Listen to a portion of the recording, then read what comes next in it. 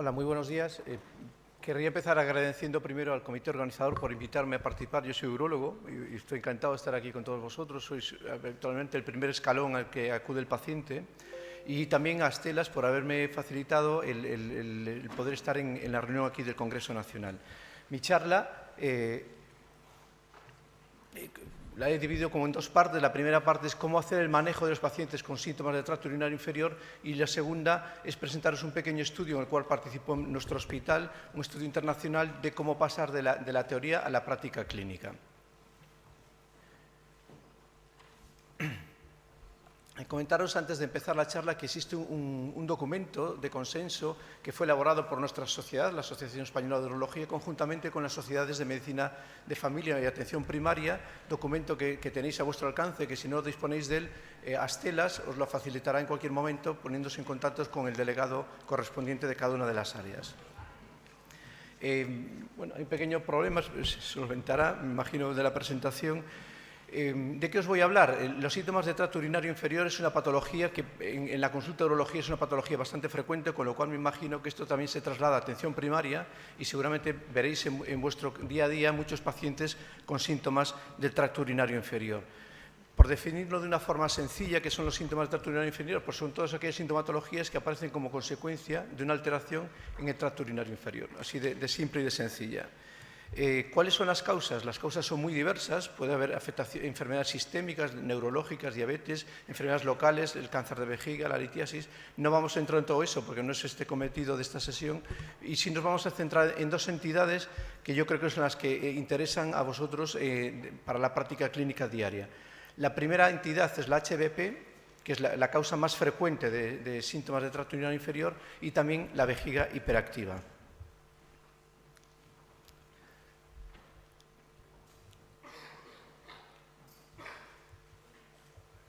Bueno, como os decía, la definición muy fácil, es una patología muy frecuente, afecta bastante a la calidad de vida de los pacientes. Como decía, las causas son múltiples, pero solo nos vamos a centrar en dos, en la vejiga en la hiperplasia benigna, que es la causa más habitual de síntomas de tracto urinario inferior, y la vejiga hiperactiva, que como veremos después muchas veces es consecuencia o está asociada al HBP. Para mí esta es la clave de mi presentación, es esta diapositiva. Quiero remarcarlo porque yo creo que es un concepto que hay que asimilar y que hay que interiorizar, y es que hoy en día no existe HBP. La función vejiga-próstata debe considerarse como un ente único, funcional, en la cual la alteración bien de la próstata, bien de la vejiga, conlleva alteraciones en el sentido opuesto. Y esta diapositiva nos explica dos cosas. Cuáles son los síntomas que presenta el paciente y cuáles son después los tratamientos que podemos aplicar. Como veis, tenemos dos tipos de síntomas, síntomas de llenado, y son cuando se producen cuando consecuencia la alteración está fundamentalmente en la vejiga. Pues son síntomas de urgencia, frecuencia, incontinencia y nocturia. Y están los síntomas de vaciado. Como sabéis, la vejiga tiene unas funciones llenado y vaciado, y los síntomas de vaciado son fundamentalmente debido a un crecimiento prostático, el HBP. Y es cuando se produce un chorro de orina débil, una micción entrecortada, con poca fuerza, retardo en el inicio, incluso retención aguda de orina. Y como os decía, están muy relacionadas unas con otras. Es raro un paciente que tenga HBP que no tenga algún síntoma de vejiga hiperactiva o de síntomas de llenado asociados. De hecho, como os pongo ahí, la mayor parte de los pacientes de HBP tienen una sintomatología que es mixta. ¿Cómo evaluar los pacientes con síntoma de tracto urinario inferior? Bueno, veis ahí que hay unas pruebas que son obligatorias, recomendables, aconsejables y no recomendables. Para simplificar lo que yo creo que es el objetivo, vamos a centrarnos en lo más importante. Es obligatorio una anamnesis, una exploración física incluyendo el tracto rectal y un cultivo de orina para descartar que no haya una infección urinaria. Pero lo realmente importante para evaluar los síntomas son los test que manejamos. Y en urología manejamos fundamentalmente un test que es el IPSS, y eso nos va a medir o nos permite cuantificar la sintomatología del paciente y establecer tres niveles de afectación. Pacientes con síntomas leves, si la puntuación está entre 0 y 7, síntomas moderados o síntomas severos. El IPSS, hay otras escalas, otros test de evaluar síntomas, pero es el que más usamos en la práctica clínica diaria los urólogos. Y el otro test, que también se usa, no tanto, pero que es aconsejable, está fundamentalmente dirigido a aquellos pacientes que tienen síntomas fundamentalmente de llenado, y son los test miccionales. aquellos pacientes que presentan incontinencia o que presentan nocturia, es más aconsejable un test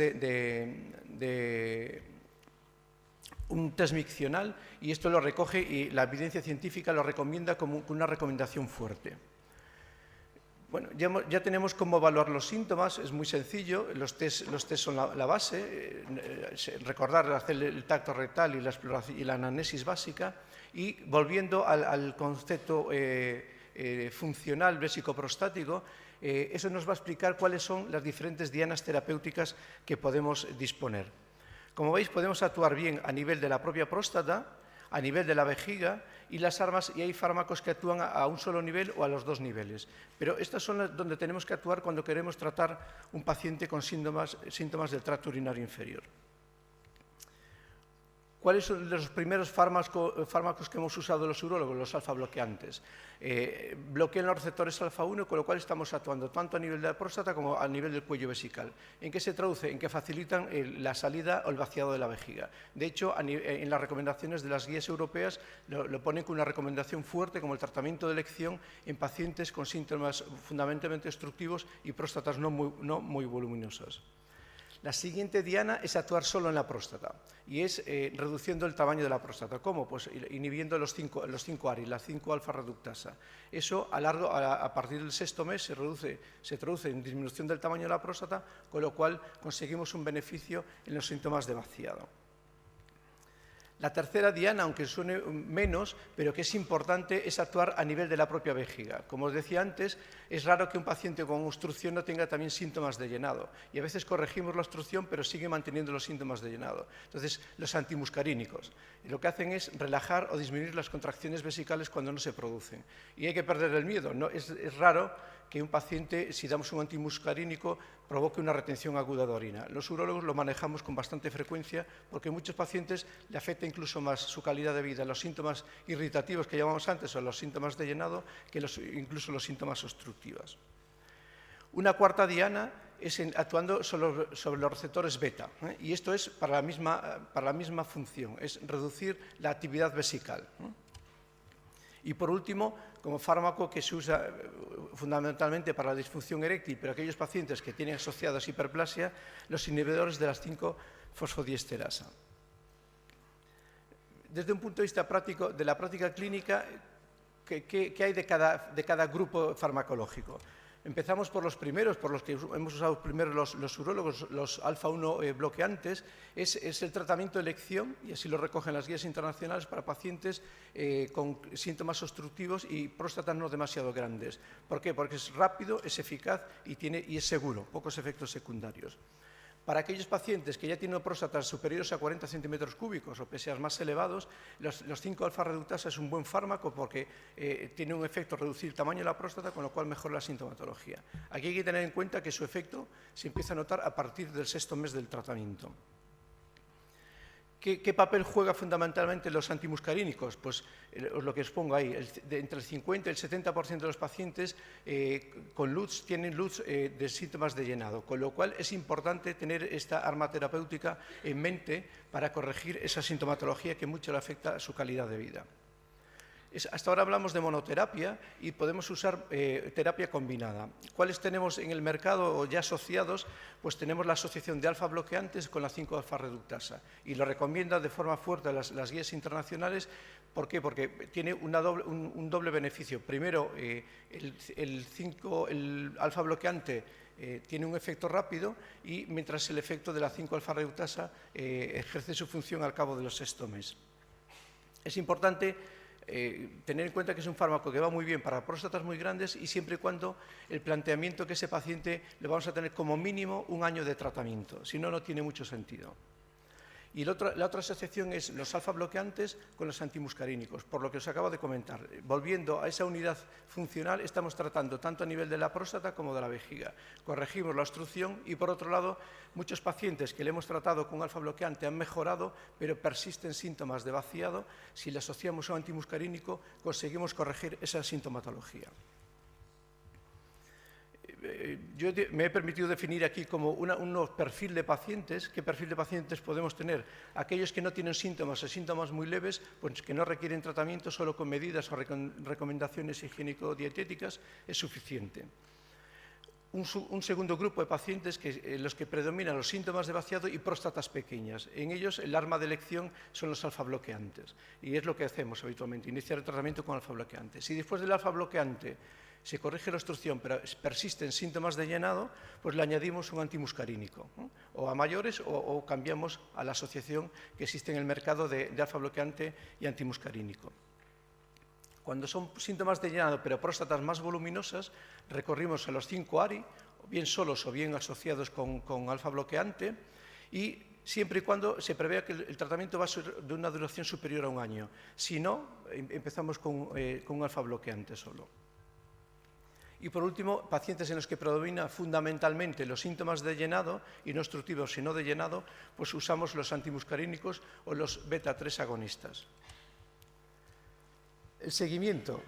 ¿Cómo se puede hacer un seguimiento? En pacientes síntomas leves no requieren ningún seguimiento especial, un control anual. Si la sintomatología no empeora, no necesita nada. Si empeora, se puede iniciar un tratamiento farmacológico.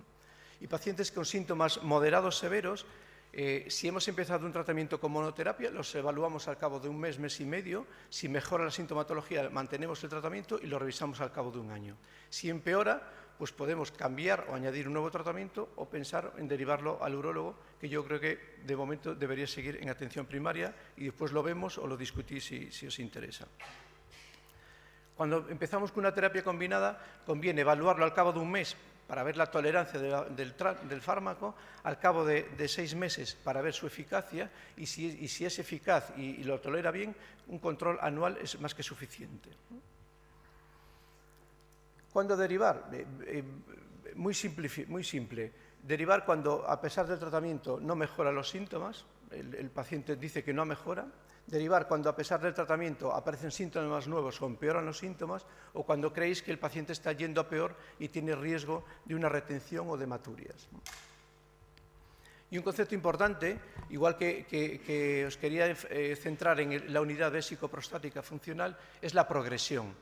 Yo creo que muchas veces genera estrés en primaria si ese paciente progresa o no progresa. Esto no es ningún cáncer y si progresa es sintomatología tampoco pasa nada.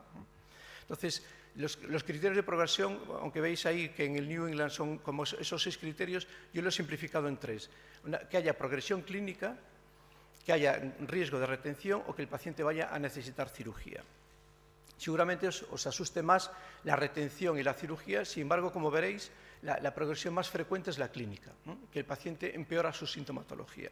Y eso, por ejemplo, en un estudio en el INTOPS, que incluyó un número elevado de pacientes, incluso en el brazo placebo, que no estaban con tratamiento, la tasa de progresión, esto se ha bloqueado, está en un 13%.